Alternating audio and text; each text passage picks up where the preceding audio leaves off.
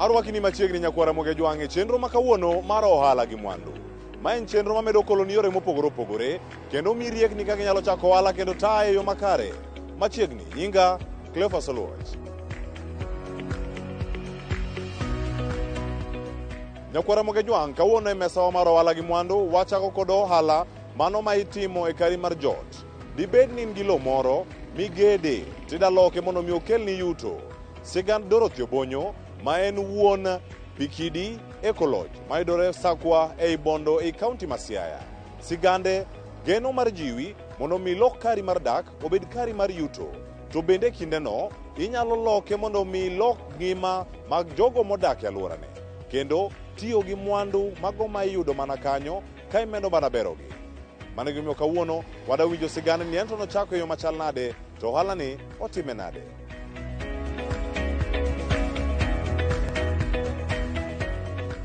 Nyinga en Dorothy Obonyo. An iluonga ni min Pikidi. Tinde nyinga moro en ga Dorothy Pikidi. Koro Pikidi nitiere e gweng' miluongo ni Uhoma. Uhoma is the village. Uhoma nitiere Central Sakwa. Central Sakwa is in Bondo sub-county, Siaya County. Yeah, to wantiere right e dho nam. Okay, Pikidi en nying manyien. Anyalo chako gi pimonu gima Pikidi en. Nikech wahero kama wadakie, wahero environment ma wantiere. Waneno ni kata mana nying mwamiyo kar kaendi, wami mana gi nying mar environment. To kar kaendi kiwuotho kaendi kaka usewuotho ni, uboneno pi. Pi e gima duong' ka. Kae uboneno kite be. Wan gi pi, wan gi nam lolwe e tiendwa ka. Kae wan gi beach motimo kite. Ji ohero ga winjo beaches mantiere gi kuoyo. Wan marwa ni onge gi kuoyo, en gi kite, to kite go e kwe mwa celebrate. Kae kendo kama wantiere ni ineno ka en green, gina yiende manyaluo, yiende ma wabe wapidho mang'eny. Koro kanye kama nying wuokie. Koro pi mar nam. Kae kidi en kidi mwaneno, kae gardens to koro mwaneno ni endi. Mane kuma nying ma Pikidi owuokie. To kapok wachako Pikidi, kar ka ne wabire 2015-16 ka wanyiewo lo. Ok wan jo Sakwa ka, wan jo Uyoma. Kwa nyiewo lo, nwanyiewo lo mondo wagere dalawa. Nwahero pi gi chien, kuma wantiere Uyoma wabor gi pi, ok wane pi, to nwadwaro kama pi nitie. Koro kwa warango wayudo ka ng'ato ne uso kae. Kae wabiro wanyiewo ka. Koro nwabiro nyiewe mondo wagerie dalawa mar family, like a retirement home, nikech ok wadak dala. Mostly wadak Nairobi. Koro kwase biro ma wanyiewo lo, kwase chako koro rango ideas kaka wadwa gero, nikech wan jogedo be. E family waka wan architects 4. Koro warango kaka wanyalo loso dala mondo dalo bed maber e tie pika. Kae waneno ni, kaendi wasegoro ot, mae ot mane koro wagoro mondo wadagie. To waneno kaka kaendi ober abera kabisa, tie pi. It's a very beautiful environment. Owacho ni to koro ka donge wanyalo timo gimoro ma wadakie to waluongo kata jomoko bendo share ber mantiere kar kaendi ni. Koro kidala tiluongo ka ni ka Uyoma. Ji mang'eny pod luongo ka ni ka Uyoma, jogweng' luongo ni ka Uyoma. Pikidi koro en ohala, nying mar ohala. Pikidi Gardens Ecolodge. So nitie ka Uyoma, nitie Pikidi Gardens Ecolodge. Manyiso ni kar ka timo gik moko ariyo. En dalawa to en kar ohala bende. Part mar ohala ni ka koro waparo ni wadwa timo ohala kaka nawacho, nikech kar ka ber. En kama ber ma ji kobire kata un kudonjo ka tuneno kaka endi ber. To nitiere tourist or just domestic kata mana ma international mohero kuonde makamagi. Koro waneno ni kar bet ni wana family of ji abich. To ji abich go ji adek donge bo wuok, to bo weyo ji ariyo. Mano vijana, mai kijana maduong' nitie vijana ariyo malowe. Ka gisewuok ma gidhi kuma gidhi, koro wadong' ka ji ariyo e bungu ni endi. Wabo enjoy the environment, yes, to wadwa ni wa share gi ji. And the sharing gi ji no endo, the main idea en ni koro kubed urangru aranga ji ariyo kendo. Ntiere welo mabiro, ugogodo mbaka, you get new experiences, and of course, uyudo pesa moro be. Kata kuse retire, okuthagro enyo yude gimoro muchamo. Mane kaka idea mar ohala biro. Koro nikech en ot, to ohala mwakelo no be en kama jibiro betie mana kaka wabet, jibiro nindo kaka wanindo. Koro rooms ma wantie godo ma extra go wanyalo tiyo godo kaka kuonde ma welo nyalo ninde. Kai koro because of rooms ma kae tin, koro ema nomiyo wamedo rooms moko kae. Kae wan nyaka gi campsite bende. Ma vijana kabiro ok dwa ninde udi, seche moko gineno ka udi beche odhi malo matin to ginyalo dhi e camping, ma bende en ga gima ber malich.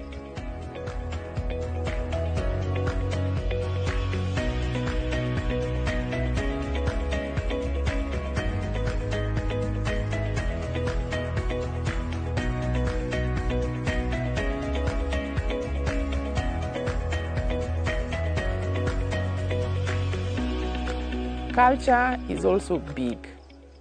Kama wantiere niendi wan joluo. And ibo yudo ka apart from just gik ma natural manitiere kar kama could be anywhere else. Watemo establish a little kind of a museum, but okay, museum mani ni donje museum ni koro ndik dhot ni wadonje museum.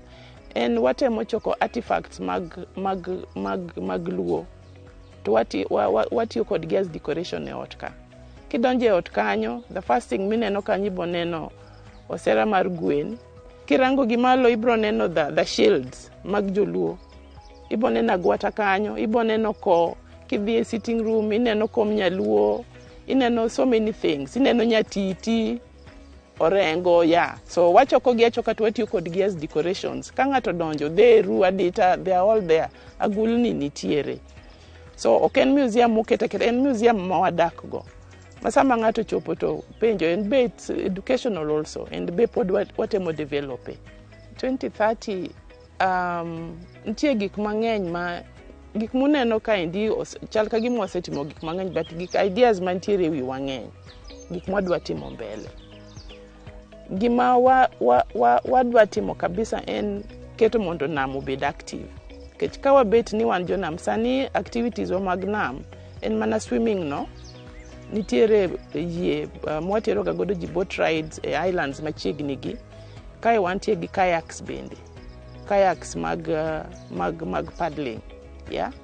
To gik ma ikete pi ng'eny, so wachako pango kaka wanyalo medo koro proper boat, a speed boat, medo things like jet skis, just keto ni kanyo endo ema kama ng'ato kobire to kanyo kama idwa ni dhiye.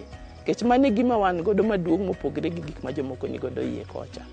So mano, then tiere gik moko be mwatemo ka welo medo biro, wanyalo medo rooms moko, wanyalo medo other activities kocha. Nyaka kata swimming pool, nitiere jok moko moluoro swim e nam. Nitie joma koneno nam bende enjoy. Koro wadwaro ni mondo wabed gi option ma jomoluor nyalo dhi kocha, joma jochir nyalo dhi e nam.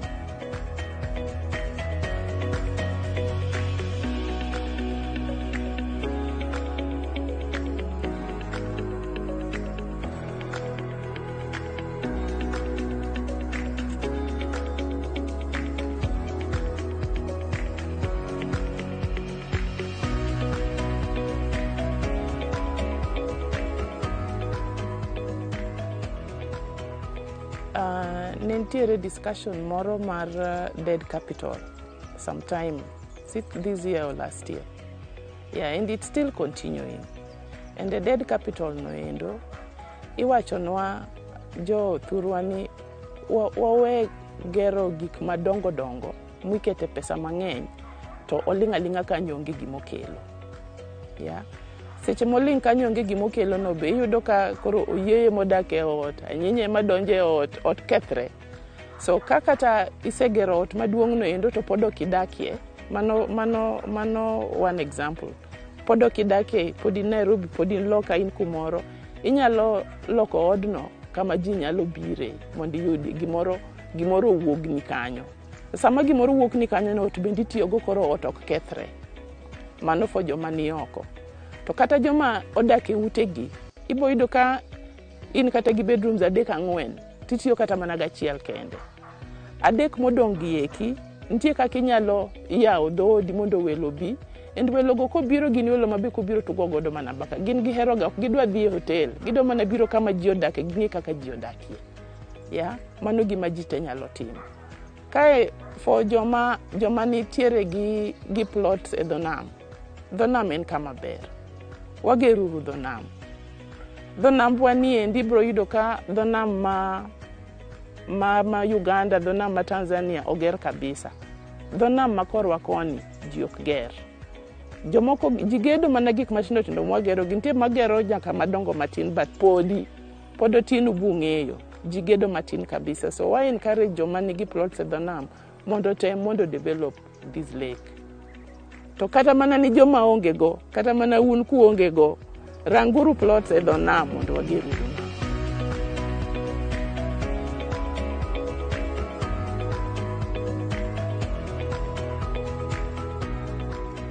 Nikech Pikidi en ecolodge, and ecolodge no endo en nying ma nomiwa gi TRA, Tourism Regulatory Authority. Ka gibiro kato gineno kaka kama wantiere chalo. Mokwongo wach ni pi nitie butwani, pigni onego rite, ok onego bed ni wahinyo pi, wachido pi, watimo gik mariche pi. Of course, namni duong', wan marwa matimo buna timo kama tin, to watime kama tin to watemo mondo wa encourage jomoko mabutwa bende mondo tim. So ibo yudo ka kata mana alwora mambele waniendi, iyudo koler. Nam kelo ga yugi mang'eny. Gik ma jonam owite nam kuchacha chupe, gik mang'eny yudo nyaka wuoch, gik ma chilo mang'eny. Kochopo karwa kaendi to wayweyo. To mwayweyo go eko neno ka waketo gi kamoro e eco studio. Mondo kar wang'o gi to wanyalo yudo gik mwaloso kodgi. Nitiere bende ka wabet ecolodge, gineno kaka yiende mantiere ka. Yiende mantiere ka wantie gi a lot of indigenous trees. Trees yiende ma ok inyal yudo oko, to gidongo e iye ka. Koro yiende ma wayudo kar kaendi onge kata achiel mwang'ado. To ineno ka Mother Nature to ndich go moko piny. Ting'eni Mother Nature to kogo piny to onge giminyalo timo. But koro magi go piny go, nyaka warang ni watimo go dang'o. So, ok wang'ad yien, kae wabe wamedo pidho yien. Mondo wabed ni yiende ng'eny kar kaendi. To warito gi bende. Ineno nyaka ka yiende, wamiyo nyaka nying. Uneno ka gintiere nyaka gi nying.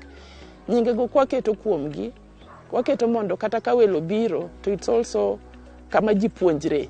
Yeah? Ni kara yien ni luongo ga kama. To kiseneno nyinge to inyalo kata Google mineni yien niendi, tijen kama yiende gi most of them gin yedhe. Gin yedhe kabisa. Jikia. So en kama kibiri wanyalo nyisi ni macha yien cha iluongo ni po nyinge mar science en ma, nyinge mar English en ma, en po nitiyo kode kama. Namba ma kidwa biro Pikidi tigoyo, en namba sani mara ematiyo, en 0724142247.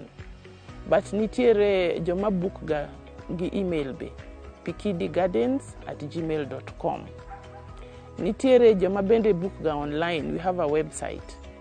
Website wa en www.pikidigardens.com.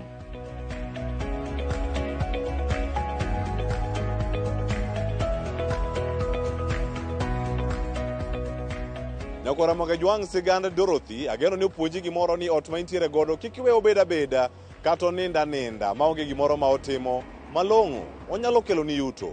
Wakaw yweyo masani, ka waduogo wabiro kod ja ohala mar juma. Kik idhi mabor.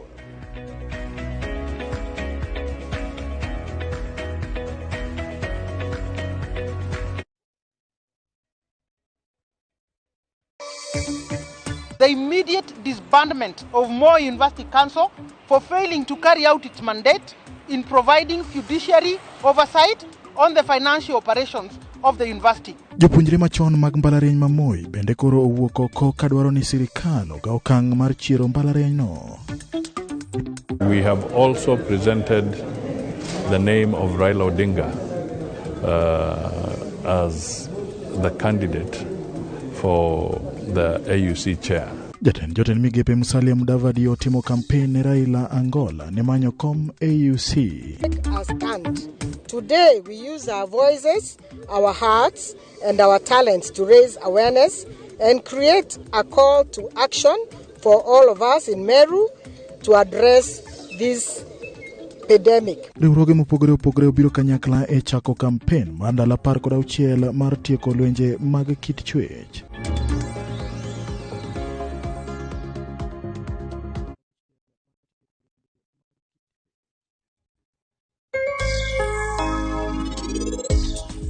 Bendi ing'e ni in kuma pachi ogikie kae e kuma an koro pacho chako tiyo maber.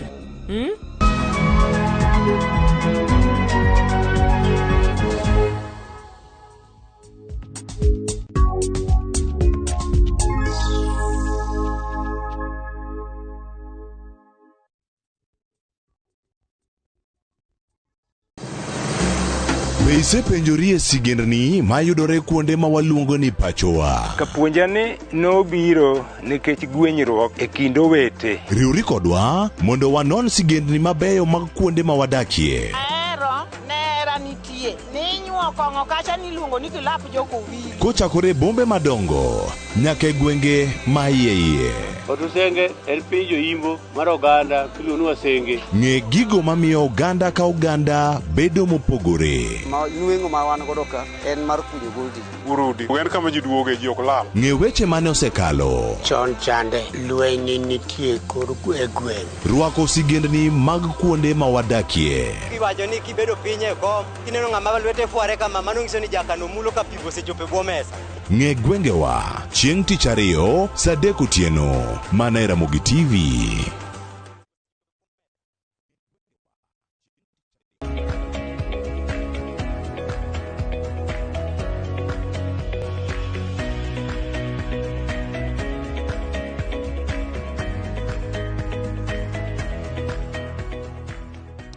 Arwaki ni machiegni kendo nyako Ramogi Jwang' chenro mar ohala gi mwandu. Ten mor mara ni pod ikete chenro ni.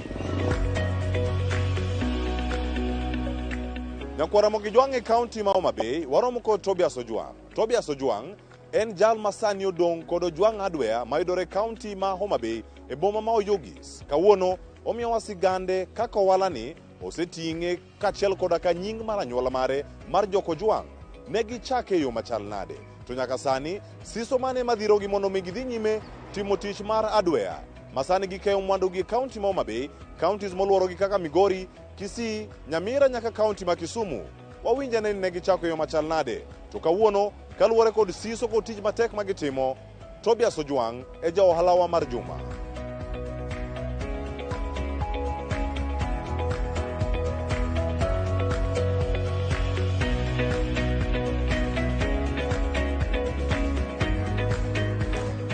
Kod nyinga iluonga ni Tobias Ojwang'.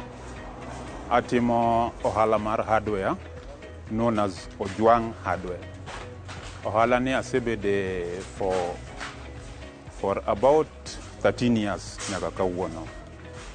Ohala ni en a family business manochakore chon, kendo nochakore in the 1990s. But koro and the face of ohala ni e higa ma kawuono. In the current generation, koro an the face of the business. Otherwise, ohala to nochakore chon through my parents back in 1990. Lakini koro as we speak now, sani to koro ane marane. Tich mar hardware ni en tich maber kabisa, lakini kirite. An ka chung' ka kawuono, onge tich moro amora machielo manyalo timo, ama tich mahero molo mar hardware matimo ni. And something ma an gi drive, a personal drive towards it. Nitie gima dhira mondo mi atime. Tijni, apart from konya an awuon as an individual, okonyo ji mang'eny. Nitie jok ma are directly employed by this business, kendo nitie jok ma be are indirectly employed by this business. An awuon o sustain life na, onyalo miya timo 1 or 2 manyalo dwarore in my life comfortably. Onyalo miya timo 1 or 2 things. Challenges to nitie mang'eny kabisa. Challenge mokwongo ma wantiego in this business, there is a lot of competition. Koro yuka that competition mondo mi I break barrier mar competition no bedo matek kabisa. Yeah. Hardware kae wauso cement, wauso mabati, wauso steel, paints and allied projects. Gimora amora mitiyogo e gedo. Right from the start mar ot nyaka finishing mare. Okay, paro maduong' man go gi hardware ni, adwa ni obed business moro manyalo outlive kata ka onge to nyalo konyo the future generation. Koro atemo mondo mi aket structures makata no wuono bed ni kinya onge to ohala pod nyalo dhi mbele. Kik obed abeda ni gimoro ma one man show maka kinya onge to ohala bende koro gore piny. Man is my main vision, ni mondo aket structures monyalo konyo the generation mabiro biro bang'.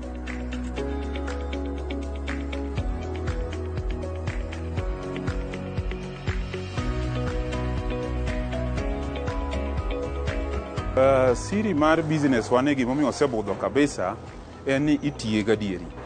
Honesty is the first virtue manyaka ibedgo. Nyaka jopiny trusty. Wan gi clients mang'eny ma ni oko, including diaspora outside the country. To gin joma nyalo entrust gi pesa gi deposit iri ka gigeno ni gibiro kawe mwandu at a later date. Gino osekonya kabisa kendo most of my clients thothgi oko. To gin joma osetrusta ni ginyalo miya pesa gi kendo pesa gi is safe in my custody. Kendo mwandu bamiyogi mowinjore ma ywak moro amora ok bede. Koro gino osekonyowa kabisa. Nying mar Ojwang' gi honesty, they go together. Ohala ni kano chakore to it was a very small business. Nene na small shop moro ma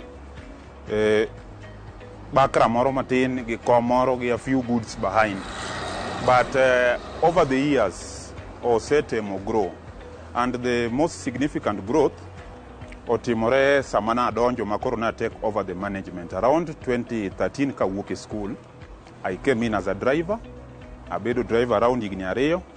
Koka noyiena mondo mi kora chak donje management position. Hapa ni ng'eni ng'ama wendo mwa school ok de kawi akawa tiso ikuma pesa nitie. Nyaka kuong keti away from money. But nangi dreams madongo for the business. Naneno ka wainde mane wa trade go somehow negi bagowa. Tok negi bagowa negi lowa gi rieko mosomo school. But gina weche moko mathindo mopondo. Koro when I came in, nawach ne jogi nyaka wapambana kodgi. Koro that way we've been able to competition wasetemo duoko piny. Kendo as we speak today, wana forced to reckon within Homa Bay County. We supply the entire Homa Bay County. Anybody matima a serious project, be it in Mbita, Homa Bay, Kindu Bay, Rodi, Oyugis, watiyo kodgi. Ohala kang'iyo gi the young generation jowa matindo kaka an, ok en gima yot. Wa joma tindo wan gi distractions mang'eny kabisa manyalo tami focus on the business. But as long as you remain focused, ing'e gimidwaro, kendo responsibility ose fall on your shoulder at a very young age, then you have no option but to do it. And responsibility no biro at a very young age, omiyo gik mang'eny masane okanyal engage in, kechaido ka most of the time my focus amiyo mana the business. Koro weche mang'eny makando tama bede. Yes. Oyugis ka wayudore Ojwang' Hardware. Ojwang' Hardware yudore along Oyugis Kisii Road, but Oyugis Supermarket. Mano is our main shop. Gikendo kuma wachunge ni ma is our warehouse along the same road along Oyugis Kisii Road next to Shell petrol station. Number mar simu kidwa reachwa, you can reach us on 0725 533 197.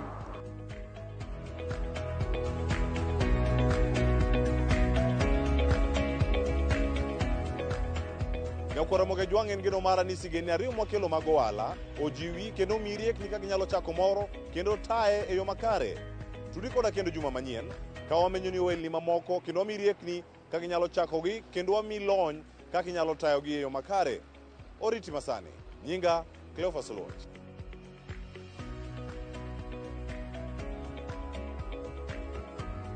Mondo mine chenro ni kod mamoko mag ohala gi mwandu, donjie viewsasa.com.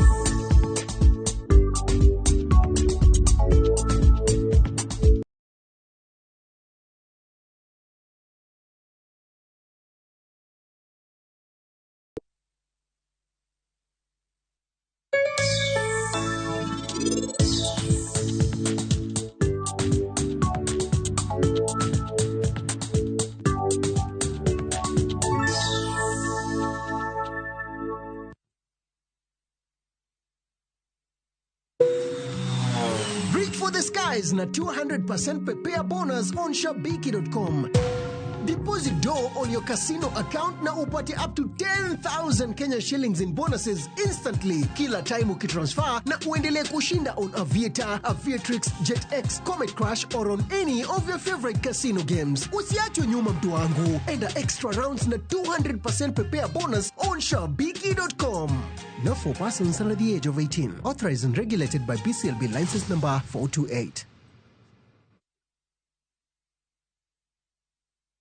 E kinde moa ikore nyasi mar sikuku, duka maduong' mar Ouru Super Stores ni kema mifungruok gi uso medano ni Black Friday Super Sale Month. Tarik 29 higani, Ouru Super Stores gweli mondo itim nyiepo mari kendo mondo idhi kit mwandu duto ma idwaro e nengo mogonyore. Wakoni mwandu duto ma inyiewo kodwa nono monge chudo moro amora. Inyalo chudo kokalo M-Pesa paybill number 247247, account number 0766346250. Ni mathoth yuwatole na mar nono achiel abich nono kata or email e info@ourusuperstores.com. Binyalo lima pis maro maidre Ouru Complex Building mantie machiegni gi duka mar Safaricom JM Towers downtown buti bengi mar Credit Bank e boma Kisii. Ouru Superstores, karibu nyumbani.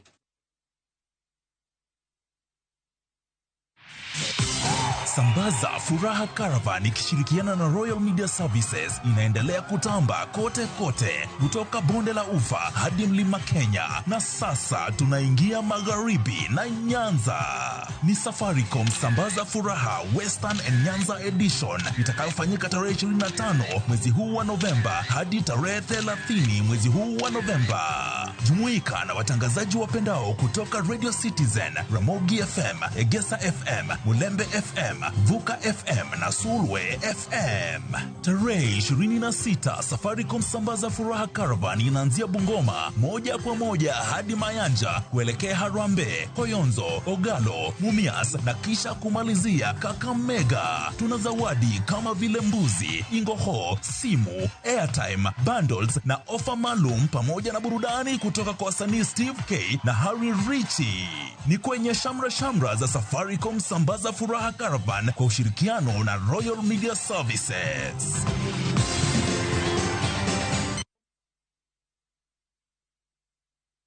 Kick off the festivities in Dubai na View Travel. Join our December 13th, 2024 fixed departure and enjoy an exciting half-day city tour, desert safari with dinner, Dow cruise, breakfast, round-trip flights, airport transfers and visa processing included. All this and more in 5 days, starting from $875 USD per person sharing. Book now. Limited slots available.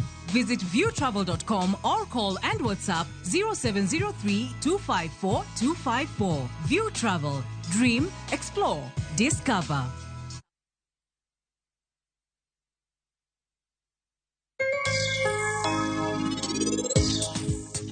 Mwanamume awachoni ni inimiwa nyathini mokwongo.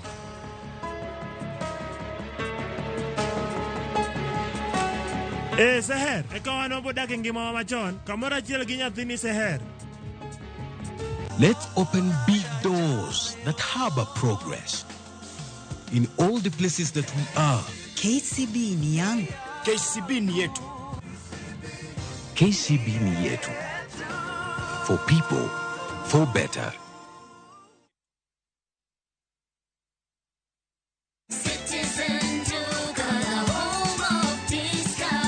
Wiki hii Citizen Duka inakuletea discounts kali ya Okoa wiki kutoka Quickmart. For only 646 shillings, unapata maziwa 2 packets at 110 shillings, 4-pack tissue at 199 shillings, unga ya ugali 2 kgs at 119 shillings, mkate 800 grams at 99 shillings, unga ya chapati 1 kg at 79 shillings. Hizi zote ni only 646 shillings, meaning una save 110 shillings ukitumia Citizen Duka. Piga *487*5#. Chagua Quickmart, then chagua Okoa wiki. Lipa, alafu utapata message ya kwenda kuchukua package yako kwa Citizen Duka counter ya any Quickmart supermarket karibu na wewe. Citizen Duka, the home of discount.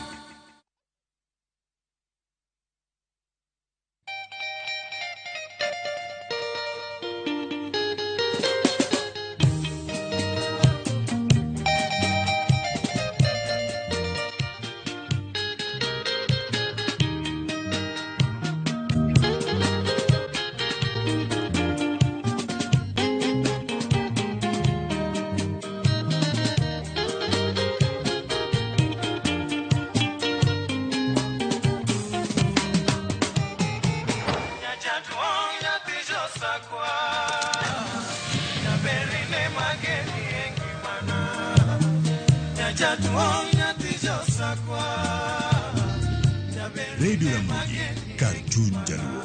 Radio Ramogi.